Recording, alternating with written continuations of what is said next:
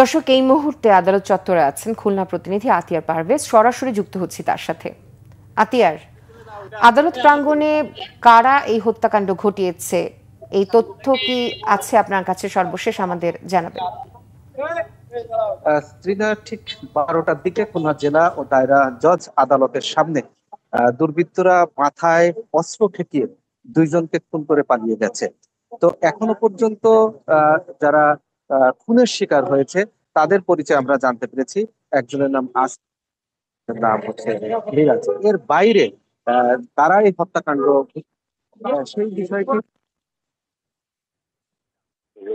প্রত্যক্ষদর্শীরা আমাদেরকে যেমনটি জানিয়েছে, ঘটনার পরপরই খুনিরা জেলা স্কুলের দিক থেকে পালিয়ে গেছে।